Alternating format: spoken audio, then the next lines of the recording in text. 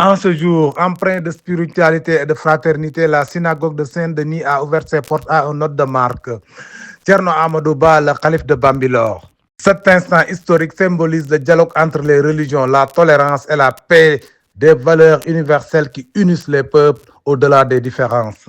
Autour du calife, plusieurs personnalités ont tenu à marquer leur présence et à saluer ce moment fort. Le maire du Raincy, le maire de Courbon et conseiller régional, M. Ludovic Toro, ont chacun souligné la portée de cette rencontre exceptionnelle. Un message d'unité, d'ouverture et de respect mutuel. J'insiste beaucoup sur ce mot parce qu'il est inscrit sur les frontons de toutes nos mairies, la fraternité, et puis il est au cœur de ce qu'est la communauté juive du Raincy. La fraternité, c'est la capacité à pouvoir avoir sa foi, la transmettre, et surtout penser à l'autre et faire que l'autre vive aussi à travers le bonheur. Et quels que soient les élus qui sont ici, c'est la volonté de tous, c'est agir pour le bien commun et faire que chacune et chacun soit dans le bonheur. Vous êtes convaincus que le dialogue entre les religions, M. le rabbin l'a montré encore, est une condition de la paix mondiale. Vous multipliez les rencontres avec des imams, avec des prêtres, avec des rabbins, et vous faites une première au Raincy en venant dans une synagogue. Voilà, une première de votre vie, mais une première aussi de beaucoup de représentants qui sont à l'identique de votre action. Mais votre action n'est pas duplicable à souhait parce que vous êtes unique, parce que, encore une fois, ce que vous avez fait, de pouvoir être un représentant diplomate spirituel, eh bien, ça n'est pas lié et donné à tout le monde. Et vous avez, comme monsieur le rabbin l'indique, une réunion le 3 octobre prochain au Vatican, au siège général de la Congrégation du Saint-Esprit. Novembre, oui. Voilà. Et donc ça, c'est un élément effectivement important. Désolé, voilà. Mais vous avez aussi déclaré plein de choses. Le monde a besoin d'unité et non de division, d'ouverture et non de repli. C'est assez clair, et je dirais que c'est assez simple. Beaucoup peuvent le dire, mais vous avez agi et vous avez démontré qu'il était important de pouvoir le faire. La diplomatie moderne ne peut plus ignorer les réalités spirituelles. Il faut descendre dans les cœurs, comprendre les blessures et les espérances silencieuses. Oui, voilà. J'espère que vous aurez des choses à nous dire après. Voilà. Mais j'ai retenu ça parce que, encore une fois, notre société a besoin de gens comme vous. Alors c'est vrai que vous êtes au Sénégal, mais le fait d'être un diplomate maintenant spirituel, eh bien, vous savez essaimer au-delà de votre continent. Votre autorité morale est reconnue par les autorités du Sénégal, par les diplomates étrangers et par des millions de fidèles à travers le monde. Et donc l'exception que vous faites en venant à la synagogue du Raincy, eh bien, c'est une exception qui va, j'espère, se dupliquer à souhait pour qu'on puisse toutes et tous dépasser les frontières et faire que la foi, quelle qu'elle soit, eh bien, soit source de paix. Vous nous rappelez que la religion, ce n'est pas ce qui sépare, mais c'est ce qui relie. Et je peux vous dire qu'à la synagogue de Raincy, on le vit, voilà, tous les Shabbats, hein, voilà, au moins tous les Shabbats. Et puis, dans ces grandes cérémonies et célébrations très importantes. La spiritualité authentique consiste à reconnaître la dignité de chaque être humain comme un reflet du divin. Eh bien, j'ai retenu aussi, vous voyez, je me permets non pas de citer forcément monsieur le rabbin, monsieur le grand rabbin, mais souvent il le dit. Il y a la divinité, et la divinité doit passer par l'être humain qui doit transmettre cela pour que le bonheur soit sur terre et entre toutes et tous. Je vais finir par cette citation qui me paraît importante. Quand nous regardons l'autre avec le regard de Dieu, vous nous dites cela, il n'y a plus de différence de couleur, de langue ou de religion, il n'y a que des cœurs qui font qu'on peut mieux se comprendre. Donc ça, c'est quand même très très important.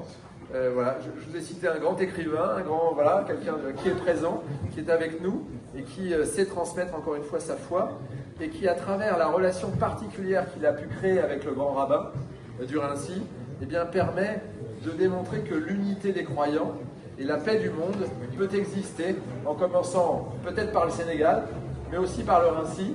Et puis ensuite, c'est bien que tous ceux qui ont su, à travers les âges, démontrer que l'humain n'était pas fraternel, eh bien aujourd'hui, on peut montrer, alors même que sur Terre, il y a des gens qui sont affreux et horribles, eh bien que la négociation, la discussion peut arriver. Et évidemment, j'ai pensé en tant que maire, et une prière personnelle pour ceux qui ont été libérés il y a quelques jours de cela, qui ont retrouvé leur famille, pour faire que l'unité du peuple juif soit la plus importante possible et qu'elle transmette encore une fois la paix. Merci beaucoup.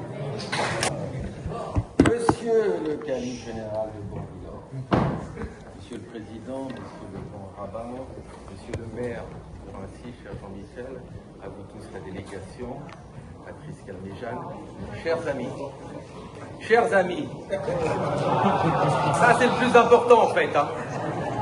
Chers amis, je pourrais vous le répéter très longtemps. Quand j'ai eu le coup de fil du grand rabbin qui me dit voilà, une personnalité importante du Sénégal va venir à la synagogue, je lui ai dit ouh, je viens. Tu me dis quand, quelle heure, la nuit, quand tu veux, je viens. Pour plusieurs raisons, je vais vous les expliquer maintenant. D'abord parce que vous êtes un homme de paix et qu'aujourd'hui on a besoin de paix et qu'on arrête de faire la guerre. Alors comme l'a dit Jean-Michel, je suis heureux du dénouement qui se fait là, mais tout n'est pas encore fini et tout n'est pas encore réglé. Mais que ces otages soient rendus au peuple d'Israël devait se faire et me rend vraiment heureux. Alors, le grand rabbin, quand il n'était pas encore grand rabbin, mais rabbin seulement, c'était déjà très bien, on avait créé ensemble, je ne sais pas si tu te rappelles, il y a 20 ans, une communauté interreligieuse. Tu l'as rappelé souvent, et cette communauté était à un niveau un peu plus bas, qui était à un niveau d'une circonscription. Cette association existe toujours, et comme tu le dis assez souvent, le siège social est là mon cabinet médical, donc je suis très heureux de vous voir tous les deux là, qui sont des ambassadeurs. Moi je me suis nommé, on s'est nommé petits ambassadeurs locaux, mais en fait on est tous des ambassadeurs. Il faut qu'on soit des ambassadeurs de la paix. Il faut qu'on soit des ambassadeurs, qu'on puisse vivre ensemble, quelle que soit notre couleur de peau, quelle que soit notre religion. Et surtout, il faut qu'on combatte tous ceux qui disent le contraire. Et c'est pour cela que j'ai tenu à être là aujourd'hui, mais pas seulement. La vie s'est faite de rencontres, c'est fait, voilà, on m'appelle en début d'année 2025, on me dit Ludovic, il y a une mission humanitaire, le médecin qui devait y aller ne peut pas venir, est-ce que tu peux y aller? Bon, mais c'est où? C'est au Sénégal. Ok. Donc je suis parti pendant 10 jours au Sénégal, dans le village de Djouloumadji. Ce village est à 400 km de Dakar, il fait à peu près 41 degrés. Oui. N apostrophe D-O-U-M Madji. C'est à 400 km près de la Mauritanie. C'est un endroit où il y a en fait très peu de santé. On l'a consulté tous les matins de 7h du matin à 21h. Les gens attendaient depuis 3 jours et 3 nuits nos consultations. À la fin de ces 10 jours, j'ai fait un discours en pleurant. Tellement j'ai reçu d'émotions. Le nombre de personnes qui m'a dit que Dieu te protège à la fin de chaque consultation, mais je suis revenu de cette expérience, enfin on s'enrichit toujours, mais là je suis revenu, j'ai même pas pu finir mon discours, alors j'ai eu le même chapeau que toi, le chef du village m'a mis le même chapeau, j'ai été habillé en tant que chef du village aussi, mais et quand on m'a dit ça, évidemment, quand vous étiez là, j'ai dit il faut que je vienne pour vous dire voilà, c'est le hasard, mais quelle richesse dans mon corps avec tous ces gens qui souffrent, parce que dans le monde il y a plein de gens qui souffrent. Et il suffit de pas grand-chose, de leur parler, de leur dire, pour soulager leur cœur et pour soulager leur souffrance. Et je repartirai dans un an, dans cette même mission, d'ailleurs qui coïncidera avec les Jeux Olympiques de la jeunesse africaine qui se dérouleront au mois d'octobre 2026.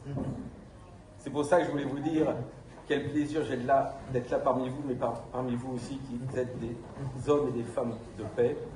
Et en effet, vous disiez tout à l'heure, monsieur le grand rabbin, j'ai été sur l'île de Gorée. Et cette île de Gorée, il faut y aller une fois parce que c'était le point de départ de l'esclavage.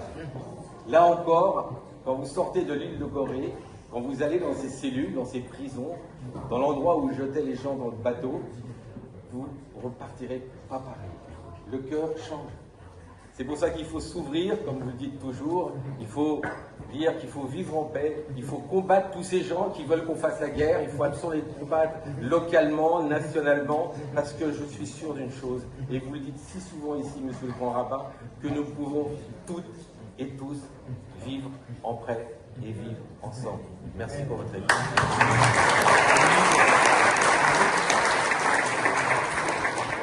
Alors moi aussi, Jean-Michel. Alors c'est vrai que Coubron vient juste de rejoindre il y a 2 ans cette très belle synagogue et je vous remercie beaucoup d'avoir accepté ça, monsieur le président, monsieur le grand rabbin. Donc je vais vous donner la médaille d'or de la ville de Coubron. Alors c'est pas passer la tête en argent. Pardon, c'est pas de l'or, je vous rassure tout de suite, d'accord? Enfin, elle a la couleur de l'or, mais ça n'est pas de l'or.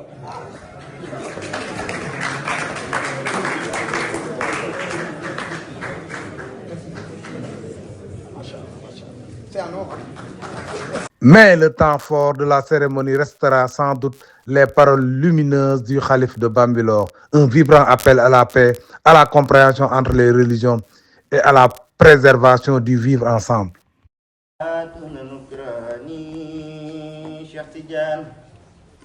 يسود على الكمال كتاب جملتان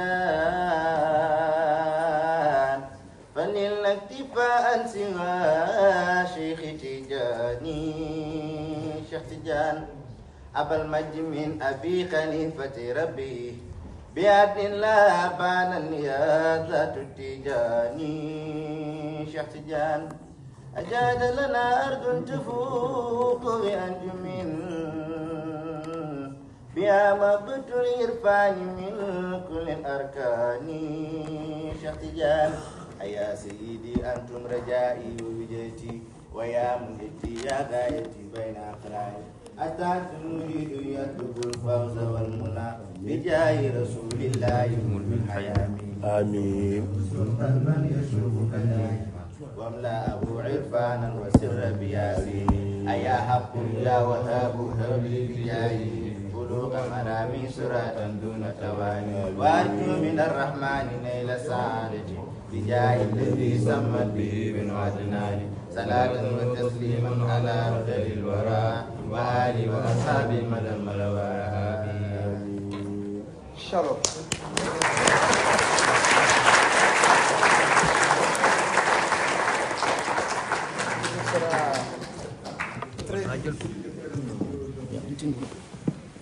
J'ai le cœur rempli de bonheur. Mais je vais essayer. Je vais essayer. Monsieur le grand rabbin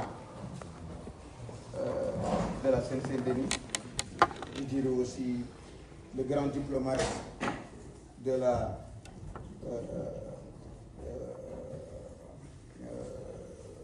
comment on dit, diplomatie religieuse, monsieur le maire de Rennes, monsieur le maire de Coubron et conseiller municipal régional de l'Île-de-France, monsieur l'ancien maire de Villemont. Il faut me comprendre, je suis émotionné. Mesdames et messieurs les représentants des confessions religieuses, distingués invités, chers frères et sœurs, c'est avec une émotion sincère que je m'adresse à vous aujourd'hui, dans ce lieu de prière empreinte de sérénité. Ma présence ici dépasse le simple cadre d'un échange interreligieux, incarne l'intime conviction que les fils d'Abraham, qu'ils soient juifs, chrétiens ou musulmans, sont liés à une même lumière, celle de la dignité humaine et du respect mutuel.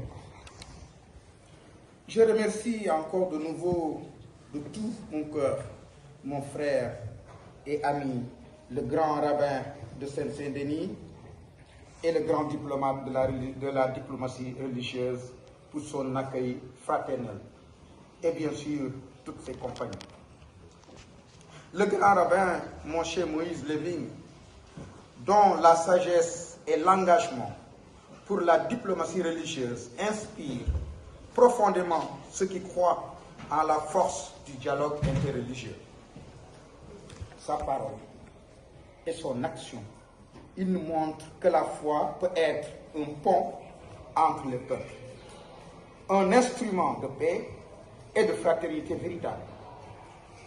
Ce geste, au-delà de sa portée symbolique, nous rappelle qu'en des temps troublés, la diplomatie religieuse demeure l'un des rares remparts contre la fracture des âmes et la division des peuples. Son combat de longue date, comme l'a si bien dit le maire de Villemont,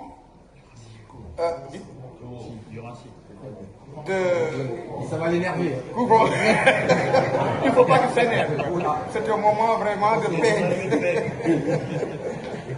De longue date pour la paix et la coopération interreligieuse force le respect.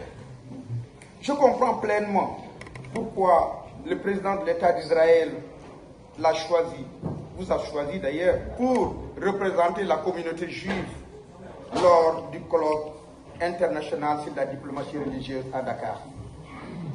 Un événement que mon ONG a organisé avec l'université Cheikh Anta Diop de Dakar. Là-bas, vous avez laissé des traces indélébiles et dans les esprits par la profondeur de ses investigations et de la sincérité de son engagement, de votre engagement. Qu'il en soit vivement remercié. Je ne pourrais pas vous remercier autant de m'avoir invité à cette cérémonie, faire face à ce grand peuple, à ce monde vraiment. Quand tu vois la lumière qui éclate dans leur visage, tu sens très bien que la foi est incarnée dans leur cœur. Je tiens également à remercier chaleureusement M. Jean-Michel Génessier, maire de Rennes. Comme je vous l'ai dit tout à l'heure, je suis comblé, je suis étonné, je suis ému de votre discours, dont vous répétez exactement ce que je dis régulièrement tous les jours. Cela montre que vous m'avez suivi de près. Et merci encore. Vous montrez encore là que vous ne faites pas la différence entre le spirituel et le temporel. Je vous remercie encore de votre présence et de votre soutien et de l'engagement que vous avez pris. Vous êtes un homme de terrain et de conviction. Sous votre impulsion, la ville de Rennes est devenue un espace de coexistence pacifique. Un exemple de vivre ensemble, cela le demande, où le respect de chacun fait la fierté de tous. Je remercie également et salue également M. Ludovic Toro, maire de Coubron et conseiller régional Île-de-France, dont le parcours illustre une politique de cœur. Comme vous l'avez si bien dit, quand le cœur est chaud, c'est les larmes qui versent, c'est les larmes qui le démontrent. Vous avez été au Sénégal, donc vous avez manifesté votre grand cœur, vous avez manifesté le rôle que vous devez donner, apporter, le soutien que vous devez apporter à vos prochains, même si vous ne les connaissez pas. C'est pour cela que vous avez versé des larmes, parce que cela faisait partie de cœur. Vous êtes parti bénévolant, sans aucun centime, sans être payé, mais vous savez que le bon Dieu va vous payer. Donc, parcours illustre une politique de cœur, attentive à la dignité humaine et au bien commun. Homme de dialogue. Vous l'avez bien dit, tout le monde sait que vous êtes un homme de dialogue et de bienveillance, effectivement. Vous incarnez cette alliance précieuse entre responsabilité publique et humanisme spirituel. Cette assemblée traduit de manière concrète que Dieu nous a enseigné à propos de la diversité des hommes. En effet, le Saint-Coran nous enseigne dans le Surat Al-Hujurat, Ya Yuhannas, Inna khalaqnakum min zakarin wa unsa, wa ja'alnakum shu'uban wa qabaila lita'arufu, inna akramakum indallahi atqakum. Autant, nous vous avons créé d'un mâle et d'une femelle, Et nous avons fait de vous des peuples et des tribus, afin que vous vous connaissiez entre vous. Le plus noble d'entre vous auprès de Dieu est le plus pieux. Par conséquent, la diversité n'est ni une menace, ni un obstacle, mais un destin divin. Elle est une invitation à la rencontre, à la reconnaissance de l'autre dans sa singularité. À l'échelle du monde, cette reconnaissance doit se traduire par une diplomatie de conscience, une diplomatie religieuse qui transcende les apparences et s'adresse à ce qu'il y a de plus universel en chacun de nous, le cœur humain. Elle nous enseigne que la paix ne s'impose pas par la force, mais se construit par le respect, la patience et l'écoute sincère. Elle nous rappelle que le croyant, quel qu'il soit, reconnaît en tout être humain une passerelle divine. Le Coran dit encore, dans le Sourate Hud, si ton Seigneur l'avait voulu, il aurait fait des hommes une seule communauté. Ainsi, l'unité ne consiste pas à effacer les différences, mais à les faire dialoguer, à tisser entre traditions des liens qui ouvrent un horizon commun, celui d'une humanité réconciliée. Judaïsme, christianisme et islam puisent à la même source, partagent une mémoire millénaire et parfois une même espérance. C'est pourquoi nous devons dépasser l'idée passive de coexistence pour entrer résolument dans celle plus exigeante de co-construction spirituelle. Nous ne sommes pas simplement appelés à vivre côte à côte, mais à bâtir ensemble un monde plus juste, plus humain. Depuis cette synagogue, je veux lancer un appel de nos religions. Que nos religions ne soient plus perçues comme des frontières d'identité, mais comme des foyers de lumière partagés. Ensemble, nous avons la responsabilité de témoigner que la foi, loin de diviser, peut unir. Qu'elle peut devenir un langage d'espérance dans un monde en quête de sens. Il est dit dans le Talmud, qui sauve une vie, sauve l'humanité tout entière. Et le Coran fait écho à cet enseignement. Quiconque sauve une vie, c'est comme s'il avait sauvé l'humanité tout entière. Cette convergence est le signe que dans le profondeur de nos textes sacrés se trouvent les graines d'une fraternité universelle. Et justement, aujourd'hui, un frémissement d'espoir traverse un conflit que l'on croyait figé. Après des mois de violence et de souffrance, un cessez-le-feu a été conclu entre Israël et le Hamas. Des otages ont été libérés, des prisonniers relâchés et l'aide humanitaire circule à nouveau vers Gaza. Au-delà des tractations, ce sont des vies sauvées, des familles réunies, des blessures pensées. À ce moment charnière, je souhaite exprimer un appel sincère à la paix entre Israël et la Palestine. Il est essentiel que le dialogue soit maintenu entre les deux parties. Les deux peuples, dans leur histoire, leur souffrance et leur espérance, sont pleinement conscients que seule une voie de respect mutuel peut mener à une paix durable. Aucun des deux ne peut être ignoré si l'un veut construire une solution juste. Car c'est par la parole, l'écoute et la reconnaissance de l'humanité de l'autre que pourra émerger une paix véritable. Soutenus par des partenaires internationaux, certains leaders ont osé remettre la paix au centre des discours. Le chemin, certes, incertain, mais le chemin reste incertain, mais un pas a été franchi. Ce signe si fragile soit-il, appelle chacun de nous à la vigilance et à l'engagement. Car la paix n'est pas un miracle, c'est un effort quotidien. C'est le choix répété chaque jour de tendre la main plutôt que de brandir le poing. Nous devons accompagner cette dynamique, la renforcer et rappeler au monde que ce qui unit les hommes est plus fort que ce qui les divise. Pour conclure, mes frères et sœurs, Monsieur le Grand Rabbin, ce moment que nous partageons ici dépasse les mots. Il est rare, profond et historique.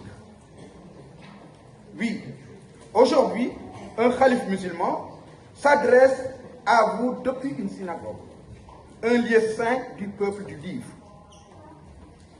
Et ce simple fait, à lui seul, est un message au monde.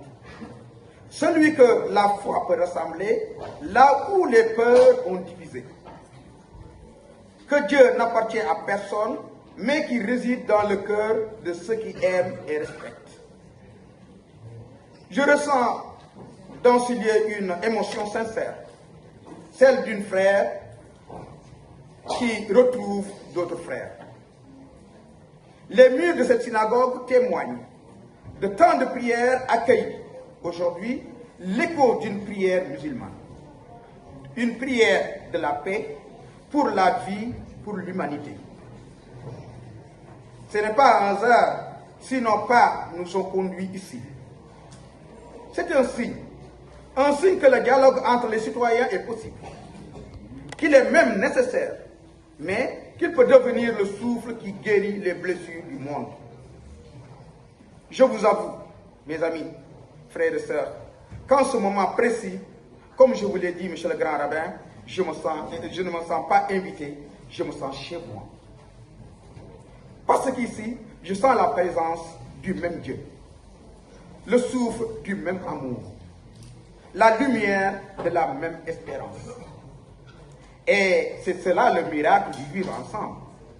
Quand nos différences cessent d'être des murs pour devenir des fenêtres ouvertes sur la fraternité, que cette rencontre ne sera pas un souvenir éphémère, mais le point de départ d'une alliance spirituelle nouvelle entre les fils d'Abraham, entre les enfants de Dieu. Que nos cœurs juifs, chrétiens et musulmans continuent de battre au même rythme, celui de la paix, du respect et de la dignité humaine. Et que ce jour ici, au Rincy, reste aggravé dans nos mémoires, comme le jour où la foi a vaincu la peur, où la prière a triomphé de la méfiance, et où l'amour de Dieu a uni ce que le monde croyait séparé. Que le bon Dieu vous garde, vous protège.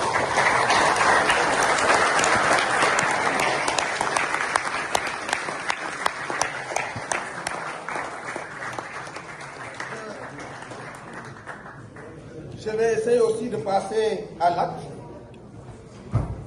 Comme vous avez bien su réchauffer mon cœur par des cadeaux et des symboles historiques, moi aussi, même si c'est symbolique, je vais essayer de passer. En premier, je vais donner ce cadeau à mon grand ambassadeur de la diplomatie religieuse et le grand rabbin de la société.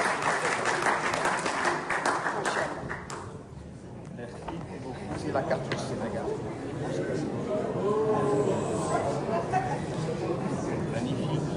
C'est pas en bronze, c'est en or.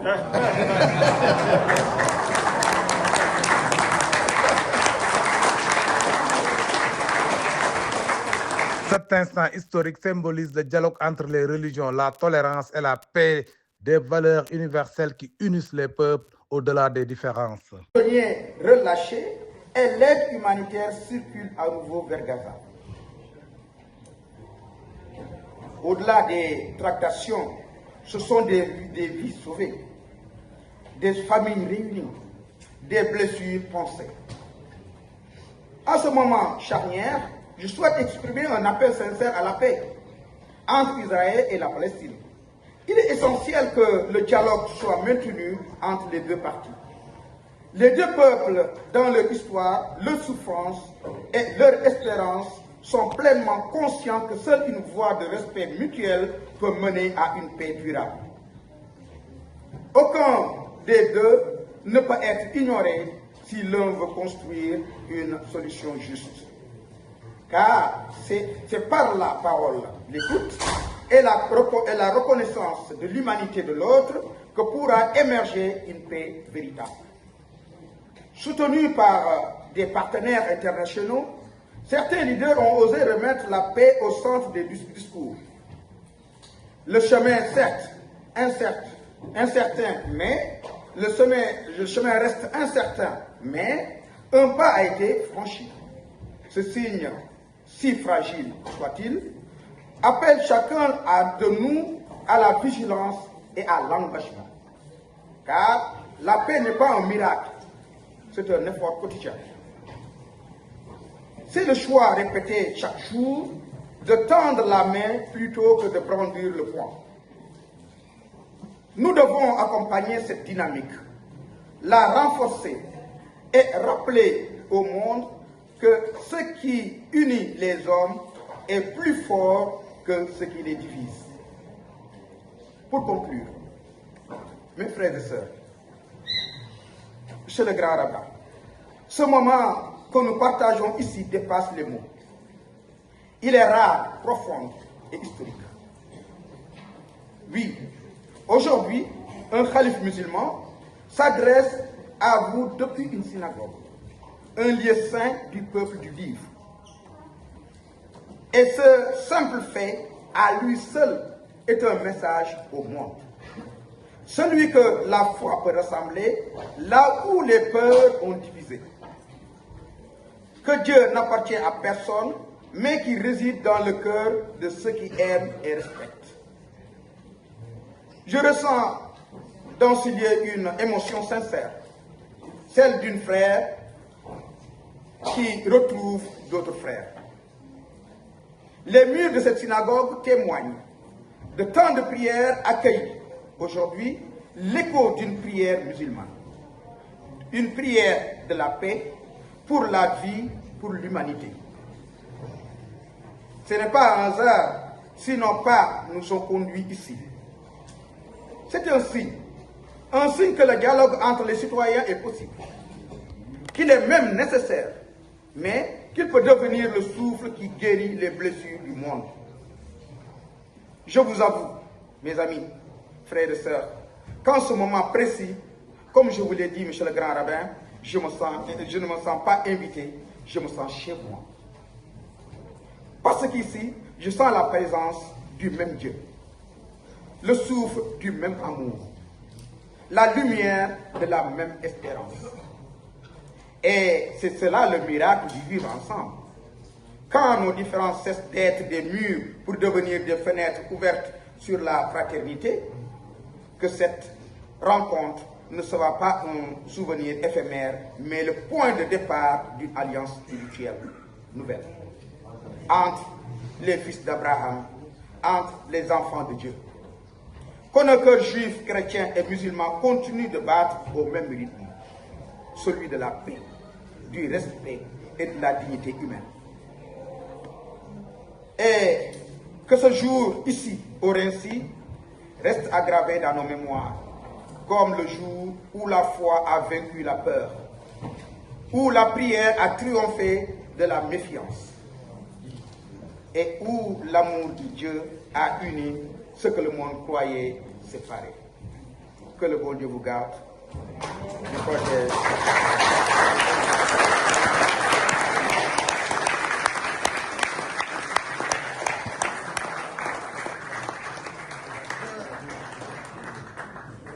Je vais essayer aussi de passer à l'acte. Comme vous avez bien su réchauffer mon cœur par des cadeaux et des symboles historiques, moi aussi, même si c'est symbolique, je vais essayer de passer. En premier, je vais donner ce cadeau à mon grand ambassadeur de la diplomatie religieuse et le grand rabbin de la section religieuse.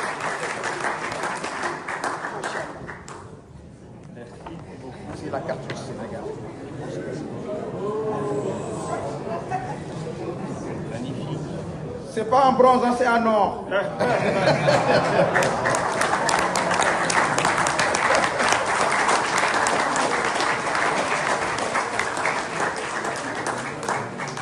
Alors, mon cher calife, dans la communauté du Raincy, on a l'habitude de faire des voyages communautaires, une quarantaine de personnes chaque année. Vous m'avez donné peut-être la carte du Sénégal pour que le prochain voyage communautaire soit au Sénégal. Ah, ce sera un honneur pour tout le Sénégal. Merci beaucoup pour ce geste qui me touche énormément. Alors, mon cher calife, il y a dans le judaïsme, je vous le disais tout à l'heure, 613 commandements qui sont symbolisés avec les tzitzit, les fils et le talit. Dans les 613 commandements, il y a toutes sortes de commandements qui régissent la pensée, la manière de vivre. C'est plus un mode de vie que simplement une succession de dogmes, un peu comme dans l'islam. Et dans les commandements, il y a certains évidents, de ne pas tuer, de ne pas voler, etc. Il y en a d'autres qui paraissent anodins, mais qui sont aussi considérés comme une mitzvah, c'est-à-dire un commandement, avec une importance. Parmi ces 613 commandements, il y a un commandement qui, aujourd'hui, grâce à vous, va me permettre de le réaliser. Pourquoi? Parce que il y a un commandement, quand quelqu'un perd quelque chose, eh bien, il y a une obligation de le restituer, la chose, à la personne qui l'a perdue. Il y a quelques semaines, vous étiez dans mon véhicule et vous avez oublié votre écharpe.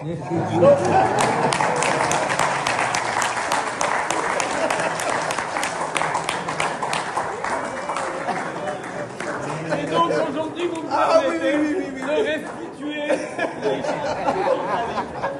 Magnifique. Merci beaucoup. Merci encore. Pour ce voyage, pour commémorer le voyage et préparer le terrain, je donnerai ce symbolique cadeau à Monsieur le maire de Le Raincy pour dire aussi, hormis le dialogue interreligieux, je travaille aussi pour lutter l'immigration clandestine.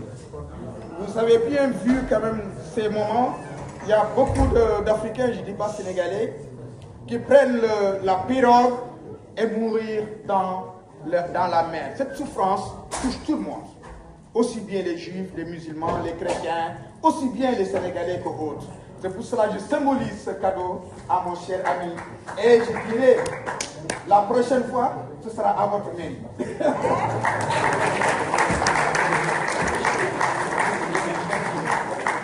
Il faut regarder. Je sais maintenant ce que c'est. Ah, vous savez.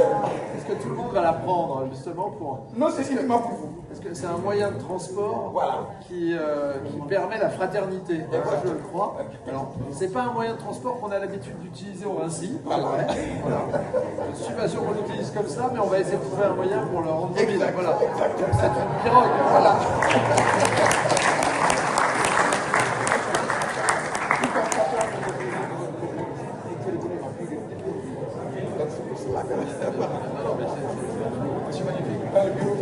Ah oui, c'est très mal.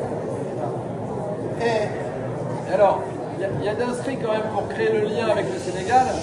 Il y a voilà, des habitations, rapide, Sénégal voilà, des et- cases, et puis il y a marqué taxi brousse. exactement. Donc si on voit un taxi brousse au Raincy, bah, vous savez que c'est venu du Sénégal. Voilà, l'idée est venue aujourd'hui. Merci infiniment. Merci beaucoup, merci beaucoup, merci beaucoup. À le maire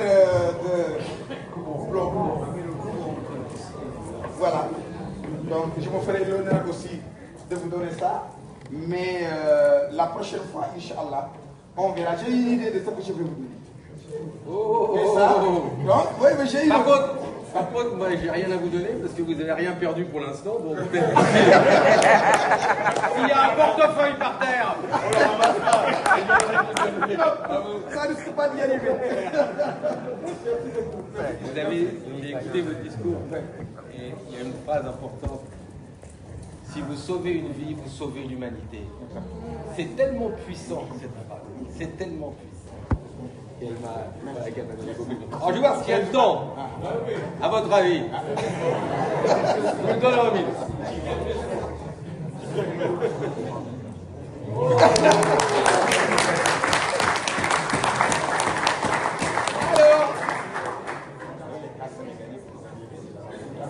Oui, mais moi j'ai un étang à Goubron, donc je vais pouvoir aller en pirogue sur mon étang. Voilà. Voilà. Merci beaucoup.